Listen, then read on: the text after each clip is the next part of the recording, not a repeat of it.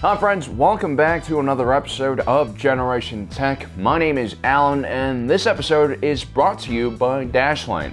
With the new Mandalorian TV show out on Disney's new streaming service and the Jedi Fallen Order out on your favorite system, you can add 2 new services to your growing list of things you have to remember. According to science, numbers, and technology, the amount of accounts and passwords you will have in your future will continue to expand exponentially until it finally crushes your soul, dreams, and spirit, like a giant hut pimp. But like any trash compactor, there are always ways to escape a terrible situation, as long as you have the right friends watching out for you. Which is where Dashlane comes in. Whenever your memory or Jedi training fails you, Dashlane is there to back you up. It's a password manager app that can remember all of your passwords to all of those random sites and services you subscribe to. So whether you're on a death stick fueled shopping spree online or possessed by an ancient Sith Lord who also puts you on a death stick fueled shopping spree online, Dashlane will not only never judge you, it'll also automatically fill out your address and billing information in just one quick click. It's basically like using a force wave at the checkout counter, so you'll never have to remember any of your passwords or where you live. Which is good because if you don't know where you live, neither will those Imperial tax collectors armed with flamethrowers. So download Dashlane on your first device free today at the link down below and get a free 30-day trial, no credit card needed for sign up. Okay, cool. So if you haven't seen the new Mandalorian TV show written by Jon Favreau, I do highly recommend you guys check it out. It's basically a fan film created by a bunch of uber Star Wars nerds. And I mean that in the best of ways. Now, we're not going to spoil anything major at all for you guys about The Mandalorian, except for one very minor spoiler, which is basically in the title. You see, The Mandalorian seems to really not like droids. Not like individual droids, but just droids as a group of things, or mechanical beings.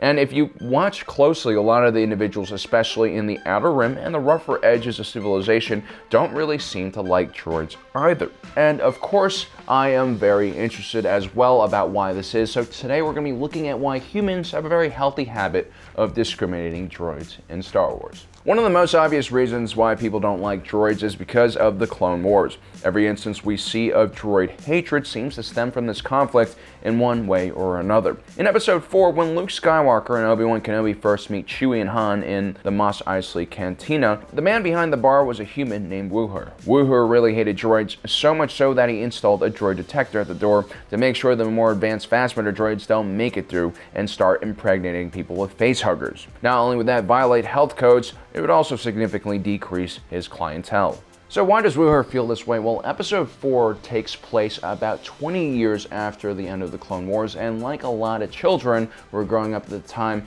Wooher lost a lot of family members in the Clone Wars thanks to the Separatist droid army. Wooher specifically was orphaned by battle droids when they basically shot his parents. And then you have the Wookiee owner of the Cantina, Chalman, who hated droids as well. One, because the Confederacy of Independent Systems invaded the Wookiee homeworld of Kashyyyk during the Clone Wars with a massive droid army, and 2, because droids didn't drink and took up space for paying customers. And if you look around the cantina, it doesn't seem like any of the other patrons are bothered by the establishment's anti-droid policies, because they probably don't like droids all that much either. Now, no large battles were fought on Tatooine during the Clone Wars because of its remote location and proximity to Hutt-controlled space. And so Tatooine and its main port city of Mos Eisley was a gateway for all sorts of war refugees fleeing the conflict. This is why you'll see many random aliens from different worlds on a relatively boring and forgetful planet. And so this is probably why there's a lot of resentment towards droids amongst these inhabitants of Tatooine. Interestingly enough, during the Clone Wars, Mandalore tried to remain neutral and was ahead of a coalition of worlds that also wanted to remain neutral.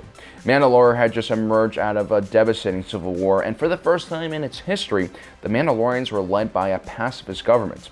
Well, not all Mandalorians, but I guess after tens of thousands of years of destruction and killing, some Mandalorians were willing to give peace a shot.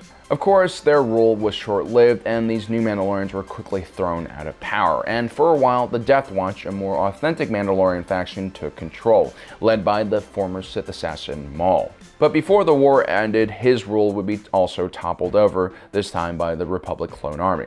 But as far as we know, the Mandalorians actually don't really encounter any separatist droid army invasion. It's basically just a lot of civil war infighting. So there shouldn't be any deeply rooted hatred for droids, at least because of past grievances or atrocities during this period of time. But then again, there are plenty of really good reasons for humans to hate droids even before the Clone Wars began. And that was due to the natural competition that droids will have with organic beings when it comes to jobs. Yes, automation is a problem in Star Wars, just like it is here on Earth. Take an individual like Han Solo, for instance, who is constantly annoyed by droids like C-3PO, and unlike most smugglers or roguish criminals, does not run around with an astromech to help him repair his ship and navigate. Instead, he has the exact opposite of an astromech droid, a Wookiee, who interestingly enough is also a terrific pilot, navigator, and mechanic as well. Now, Han didn't completely hate droids, but he had a pretty negative opinion on them because he was from the industrial world of Corellia, which is basically the Star Wars version of the Meadowlands area in New Jersey, polluted and full of factories. Now, in the golden era of the Republic, Corellia was a manufacturing powerhouse in the core region of the world, and it was known for heavy machinery and shipbuilding. Corellian Engineering Corporation was known as one of the premier manufacturers of freighters, corvettes, and frigates. Their vessels were extremely tough, had a lot of firepower, speed, and a very large aftermarket parts selection. But in the years leading to the Clone Wars, the establishment of the Outer Rim as a special economic zone allowed corporations like the Trade Federation to operate at extremely low costs when compared to core and mid-rim operations. The Trade Federation operated tax-free and with completely automated factories, which really lowered their operational costs. And the Trade Federation was able to quickly make up for its lack of manpower with abundant, cheap resources that they were able to mine from Outer Rim systems. During Han's childhood, the Empire had already nationalized Corellian Engineering Corporations in an effort to save the once proud shipyard. Han's father worked on building YT-1300 freighters, and like many laborers on Corellia, saw his income shrink significantly. The Empire tried to find as many ways as possible to lower their costs to sustain their massive appetite for Star Destroyers. This usually included exploiting workers like Han's father and ultimately automating him. Han's father eventually abandons him and, like many Corellian factory workers, is worked to his death and ultimately replaced. And while a lot of Corellian populist politicians will blame cheaper manufacturing costs on worlds like Duros or Solstin for the outsourcing of jobs, the droids are really the main culprits of all of this industrial loss. And we see this sort of thing happen everywhere across the galaxy. Corporations like the Trade Federation preferred using droids over humans because despite the larger initial investment, in the long run droids were far cheaper and more reliable than a sentient meatbag. And despite what you might think, every job is at risk of being automated, especially in the Star Wars galaxy where droids are basically sentient, true general AI platforms. So whether you're on HoloTube like me, or a Mandalorian bounty hunter, you're gonna feel the pressure from droids in your industry. A common appearance in the Bounty Hunter Guild was the IG series assassin droids. They were extremely well designed to do one thing: kill, and they did it better than most organics thanks to their increased reaction time and accuracy.